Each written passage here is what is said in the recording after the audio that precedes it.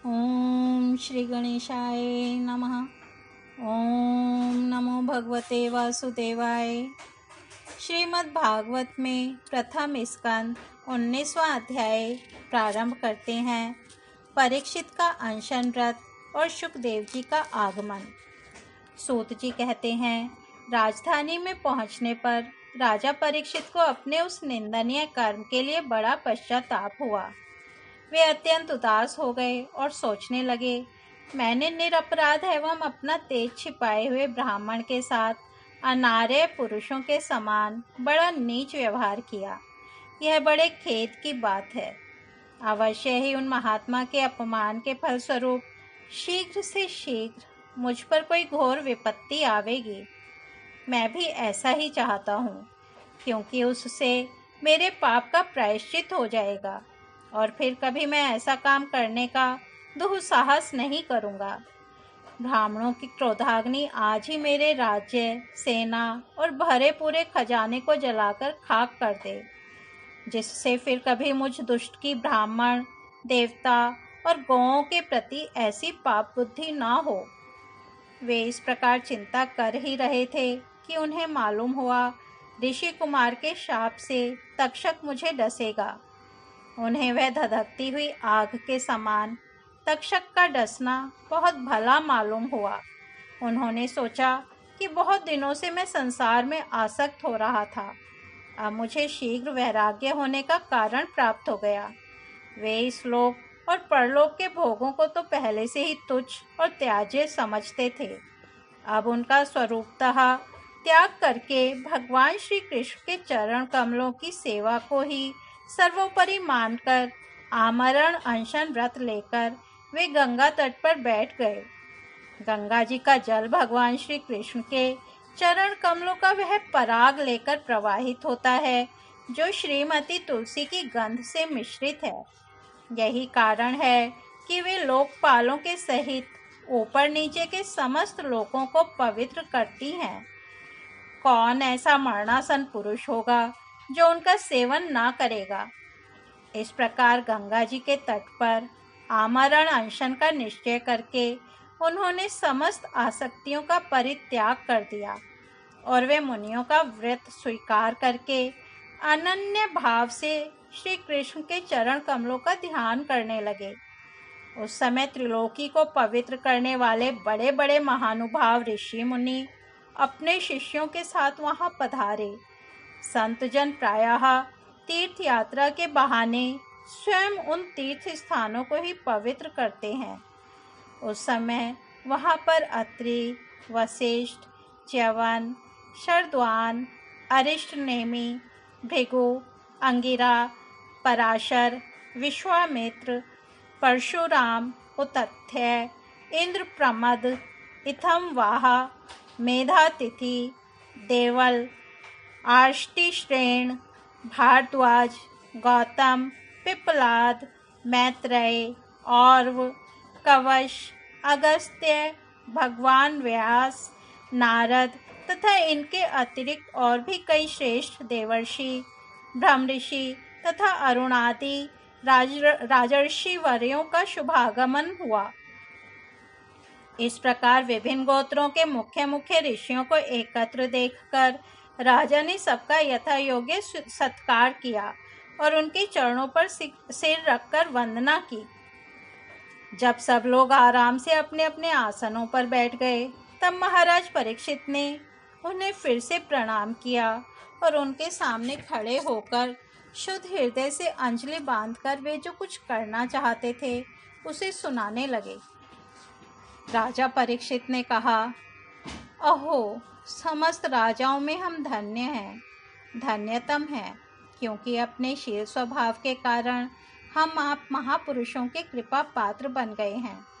राजवंश के लोग प्रायः निंदित कर्म करने के कारण ब्राह्मणों के चरण धोवन से दूर पड़ जाते हैं। यह कितने खेद की बात है। मैं भी राजा ही हूँ। निरंतर देह गेह में आसक्त रहने के कारण मैं भी पाप रूप ही हो गया हूँ। इसी से स्वयं भगवान ही ब्राह्मण के शाप के रूप में मुझ पर कृपा करने के लिए पधारे हैं। यह शाप वैराग्य उत्पन्न कराने वाला है। क्योंकि इस प्रकार के शाप से संसारासक्त पुरुष भयभीत होकर विरक्त हो जाया करते हैं। ब्राह्मणों, अब मैंने अपने चित्त को भगवान के चरणों में समर्पित कर दिया है। आप लोग और माँ गंगा जी शरणागत जानकर मुझ पर अनुग्रह करें। ब्राह्मण कुमार के शाप से प्रेरित कोई दूसरा कपट से तक्षक का रूप धरकर मुझे डस ले अथवा स्वयं तक्षक आकर डस ले, इसकी मुझे तनिक भी परवाह नहीं है। आप लोग कृपा करके भगवान की रसमयी लीलाओं का गायन करें। मैं आप ब्राह्मणों के चरणों में प्रणाम करके पुनः यही प्रार्थना करता हूँ कि मुझे कर्मवश चाहे जिस योनि में जन्म लेना पड़े, भगवान श्री कृष्ण के चरणों में मेरा अनुराग हो, उनके चरणाश्रित महात्माओं से विशेष प्रीति हो और जगत के समस्त प्राणियों के प्रति मेरी एक सी मैत्री रहे, ऐसा आप आशीर्वाद दीजिए। महाराज परीक्षित परम धीर थे। वे ऐसा दृढ़ निश्चय करके गंगा जी के दक्षिण तट पर पूर्वाग्रह कुशों के आसन पर उत्तर मुख होकर बैठ गए। राजकाज का भार तो उन्होंने पहले ही अपने पुत्र जन्मेजय को सौंप दिया था। पृथ्वी के एक छत्र सम्राट परीक्षित जब इस प्रकार आमरण अनशन का निश्चय करके बैठ गए, तब आकाश में स्थित देवता लोग बड़े आनंद से उनकी प्रशंसा करते हुए वहां पृथ्वी पर पुष्पों की वर्षा करने लगे तथा उनके नगारे बार बार बजने लगे। सभी उपस्थित महर्षियों ने परीक्षित के निश्चय की प्रशंसा की और साधु साधु कहकर उनका अनुमोदन किया। ऋषि लोग तो स्वभाव से ही लोगों पर अनुग्रह की वर्षा करते रहते हैं। यही नहीं, उनकी सारी शक्ति लोक पर कृपा करने के लिए ही होती है। उन लोगों ने भगवान श्री कृष्ण के गुणों से प्रभावित परीक्षित के प्रति उनके अनुरूप वचन कहे। राजर्षि शिरोमणि, भगवान श्री कृष्ण के सेवक और अनुयायी आप पांडुवंशियों के लिए यह कोई आश्चर्य की बात नहीं है, क्योंकि आप लोगों ने भगवान की सन्निधि प्राप्त करने की आकांक्षा से उस राज सिंहासन का एक क्षण में ही परित्याग कर दिया, जिसकी सेवा बड़े बड़े राजा अपने मुकुटों से करते थे। हम सब तब तक यहीं रहेंगे जब तक ये भगवान के परम भक्त परीक्षित अपने नश्वर शरीर को छोड़कर माया दोष एवं शोक से रहित भगवत धाम में नहीं चले जाते। ऋषियों के ये वचन बड़े ही मधुर, गंभीर, सत्य और समता से युक्त थे। उन्हें सुनकर राजा परीक्षित ने उन योग युक्त मुनियों का अभिनंदन किया और भगवान के मनोहर चरित्र सुनने की इच्छा से ऋषियों से प्रार्थना की। महात्माओं, आप सभी सब ओर से यहाँ पधारे हैं। आप सत्यलोक में रहने वाले मूर्तिमान वेदों के समान हैं। आप लोगों का दूसरों पर अनुग्रह करने के अतिरिक्त जो आपका सहज स्वभाव ही है, इस लोक या परलोक में और कोई स्वार्थ नहीं है। विप्रवरों, आप लोगों पर पूर्ण विश्वास करके मैं अपने कर्तव्य के संबंध में यह पूछने योग्य प्रश्न करता हूँ। आप सभी विद्वान परस्पर विचार करके बतलाइए कि सबके लिए सब अवस्थाओं में और विशेष करके थोड़े ही समय में मरने वाले पुरुषों के लिए अंतःकरण और शरीर से करने योग्य विशुद्ध कर्म कौन सा है।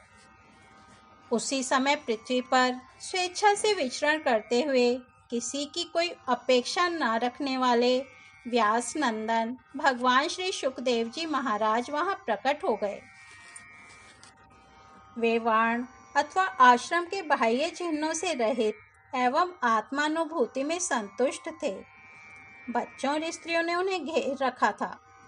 उनका वेश अवध धूत का था। 16 वर्ष की अवस्था थी।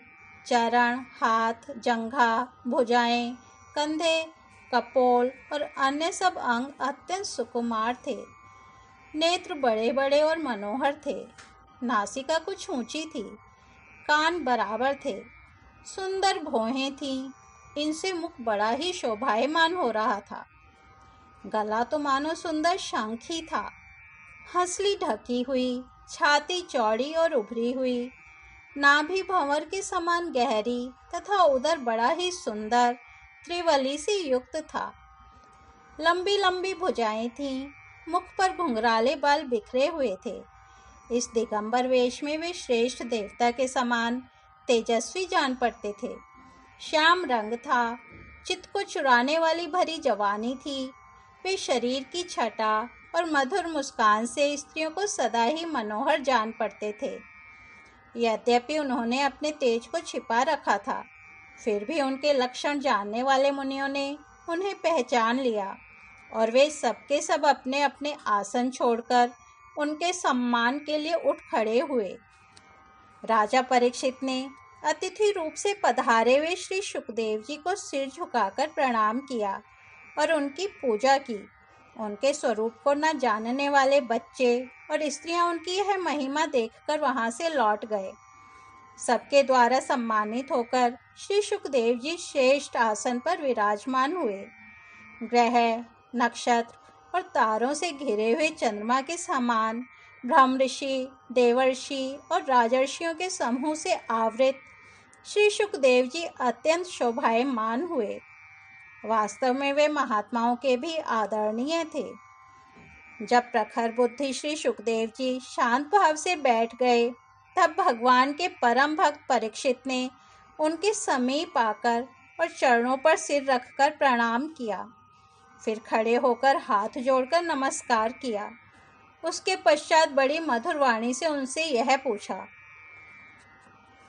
परीक्षित ने कहा, ब्रह्म स्वरूप भगवान, आज हम बड़ भागी हुए, क्योंकि अपराधी क्षत्रिय होने पर भी हमें संत समागम का अधिकारी समझा गया। आज कृपा पूर्वक अतिथि रूप से पधार कर आपने हमें तीर्थ के तुल्य पवित्र बना दिया।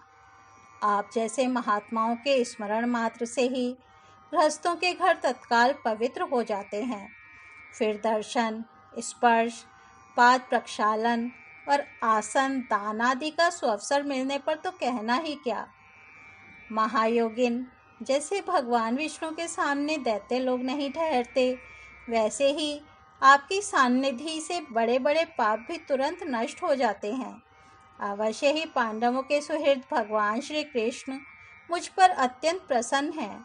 उन्होंने अपने फुफेरे भाइयों की प्रसन्नता के लिए उन्हीं के कुल में उत्पन्न हुए मेरे साथ भी अपनेपन का व्यवहार किया है।